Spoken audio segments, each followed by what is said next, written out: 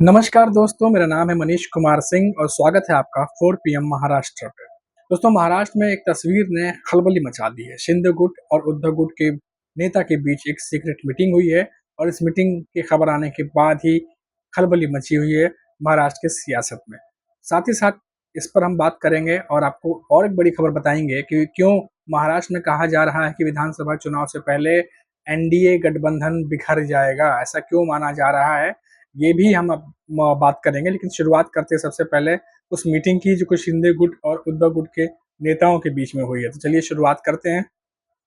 महाराष्ट्र विधानसभा चुनाव से पहले प्रदेश की सियासत में एक आज तस्वीर ने खलबली मचा दी। दरअसल उद्धव ठाकरे के गुट के नवनियुक्त सांसद नागेश पाटिल और शिंदे गुट के विधायक संतोष बांगर ने मंत्री अब्दुल सत्तार के घर पर सीक्रेट मीटिंग की है। वहीं इन तीनों नेताओं की फोटो सोशल मीडिया पर जमकर वायरल हो रही है। इस तस्वीर के अलग अलग सियासी मायने निकाले जा रहे हैं। इस फोटो के वायरल होने के बाद चर्चा शुरू हो गई है कि क्या आगामी विधानसभा चुनाव से पहले महाराष्ट्र में हिंगोली में राजनीतिक समीकरण बदल जाएंगे। दरअसल नागेश पाटिल और संतोष बांगर की मुलाकात के बाद हिंगोली की राजनीति में तरह तरह की चर्चाएं चल रही हैं। शिंदे गुट के नेता अब्दुल सत्तार हिंगोली के संरक्षक मंत्री हैं और यह बैठक मुंबई में उनके आवास पर हुई। सूत्र जो सूत्र हैं उनके हवाले से कई सारी खबरें आ रही हैं और बताया जा रहा है कि ये मीटिंग कई मामलों में अहम है। जो सत्र है, जो अभी सत्र चल रहा है, सत्र के दौरान इस बैठक को लेकर तरह तरह के तर्क वितर्क भी चल रहे हैं। हाल ही में हुए लोकसभा चुनाव में ठाकरे गुट के नागेश पाटिल ने शिंदे गुट के उम्मीदवार को हराया था। उस दौरान संतोष बांगर और उनके बीच कई दौर के जो आरोप प्रत्यारोप चले थे, लेकिन अब इन दोनों नेताओं की मुलाकात अब्दुल सत्तार के घर पर हुई है और ये मुलाकात गुप्त थी। इसलिए इस मुलाकात से हिंगोली जिले में राजनीति के कई समीकरण बदलने की संभावना जताई जा रही है। हिंगोली से ठाकरे गुट की जीत हुई थी। वैसे मराठवाड़ा की हिंगोली लोकसभा सीट शुरू से ही चर्चा में रही है। बीजेपी ने यहां तत्कालीन सांसद हेमंत पाटिल की उम्मीदवारी का विरोध किया था और एकनाथ शिंदे को उम्मीदवार बदलना पड़ा था। यहां पर शिवसेना शिंदे गुट ने बाबूराव कोहलीकर को टिकट दिया और उनके खिलाफ नागेश पाटिल को महाविकास अघाड़ी ने टिकट मिला। हिंगोली में महायुति में बढ़ते भ्रम का फायदा महायुति को मिला। साथ ही मराठा आरक्षण का भी इस लोकसभा क्षेत्र के चुनाव पर असर पड़ा। नतीजा ये हुआ कि ठाकरे गुट के नागेश पाटिल ने शिवसेना शिंदे गुट के उम्मीदवार को 1 लाख से ज्यादा वोटों से हरा दिया। लोकसभा चुनाव में देखा गया कि हिंगोली की राजनीति में ठाकरे समूह को बढ़त हासिल हुई। इस पृष्ठभूमि में नवनिर्वाचित सांसद नागेश पाटिल की शिंदे विधायक है संतोष बांगर और मंत्री अब्दुल सत्तार से जो मुलाकात चर्चा विषय बन गई है। आने वाले दिनों में यह साफ हो जाएगा कि इस गुप्त बैठक में किस गुट को फायदा होगा और किस गुट को नुकसान होगा। हालांकि ये सीक्रेट मीटिंग थी और इस सीक्रेट मीटिंग थी और इसके बारे में बहुत ज़्यादा लोगों को पता नहीं था। इसीलिए ये भी अंदाज़ा लगाया जा रहा है कि इसमें कई सारे समीकरण जो है वो बदलते बदलते हुए दिखाई देंगे।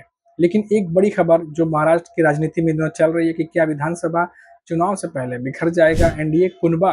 अजीत पवार की एनसीपी है, उसको लेके बड़ी बड़ी खबरें जो है वो आती रहती हैं।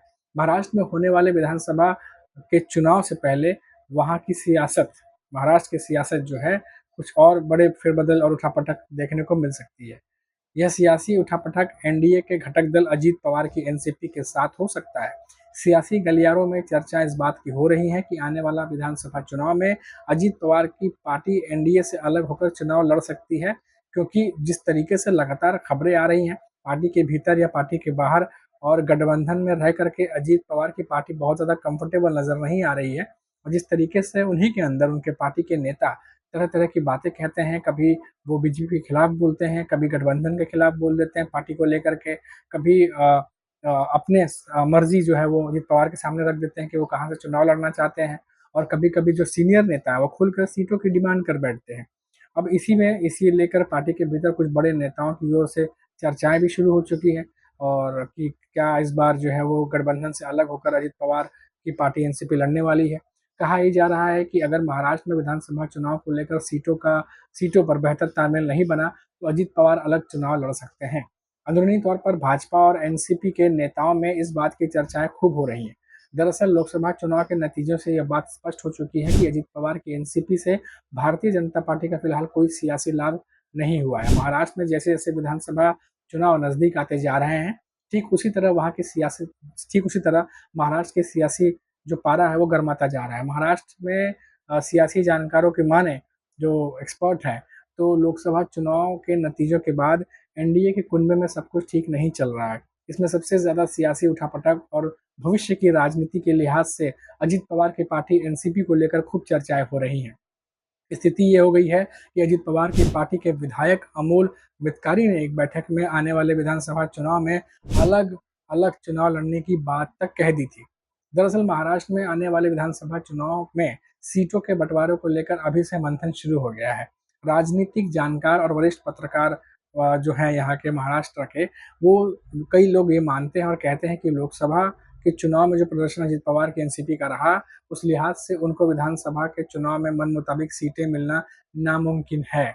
और यही वजह है कि सीटों के पेंच फंसने से पहले अजीत पवार की एनसीपी आने वाले विधानसभा चुनाव में अपने नए रास्ते तलाश सकती है।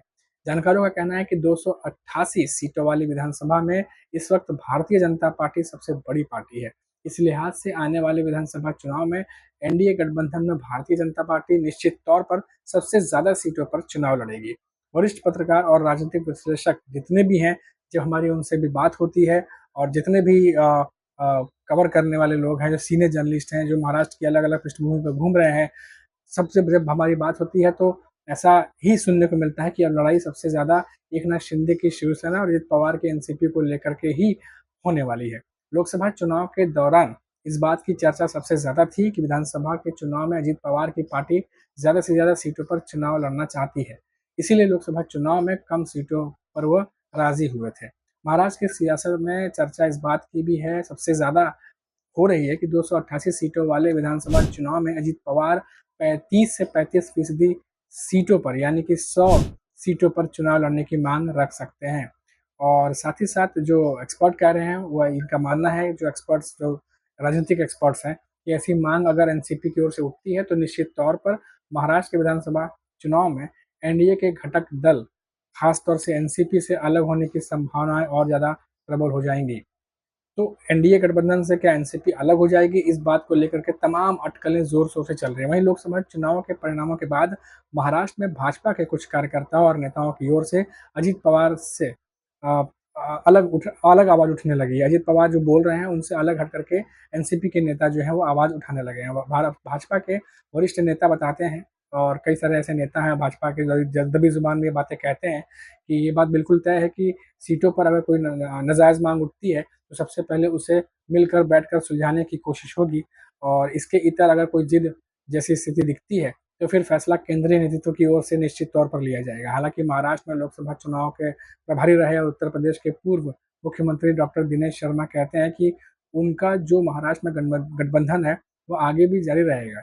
वैसे अजित पवार की पार्टी से विधायक अमोल मितकारी की ओर से महाराष्ट्र की वंचित बहुजन अघाड़ी से गठबंधन किए जाने की बात भी सामने आई है। वैसे राजनीतिक जानकार जितने भी हैं उनकी सारी बातें हम आपको लगातार बता ही रहे हैं कि एनसीपी के विधायक अमोल जो हैं उनकी ओर से भी नहीं बल्कि हाल ही में कई सारे महाराष्ट्र के जो नेता हैं वो ऐसे सुनने में आया था कि वो एक दूसरे के साथ संपर्क में हैं और लगातार इस तरीके की जो चर्चाएं हैं वो चलती रहती हैं। वहीं दूसरी ओर महाराष्ट्र की सियासत में उथल पुथल मचने के कई और कयास लगाए जा रहे हैं।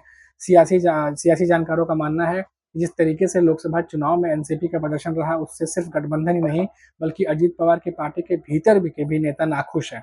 अब कहा यही जा रहा है कि अजित पवार के हिस्से के कुछ विधायक शरद पवार की ओर भी जाने के फिराक में हैं और अजित पवार के साथ जो कुछ विधायक लोकसभा चुनावों के नतीजों के बाद शरद पवार के साथ जाने के संकेत दे रहे हैं।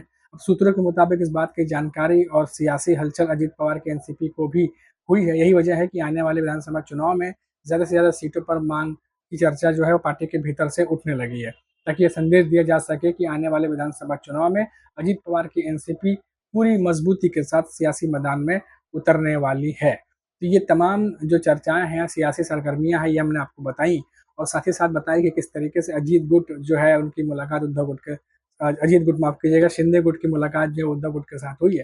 तो ये तमाम पार्टियां जो हैं सरगर्मियां चल रही हैं। ऐसा नहीं है कि कोई एक दूसरे के साथ संपर्क में नहीं है। सारे नेता जो है कहीं न कहीं एक-दूसरे के साथ संपर्क में है और मानसून सत्र भी चल रहा है। तो ऐसे में विधानसभा चुनाव में अपने-अपने फ़ायदे की बात सोचते हुए कई सारे विधायक या कई सारे नेता दल-बदल की राजनीति में भी शामिल हो सकते हैं और जो है बहुत जल्द ऐसा कुछ देखने को भी मिल सकता है। तो फिलहाल अभी के लिए इतना ही, लौटेंगे तो बात करेंगे महाराष्ट्र की किसी और बड़ी खबर पर। तब तक के लिए मुझे इजाज़त दीजिए।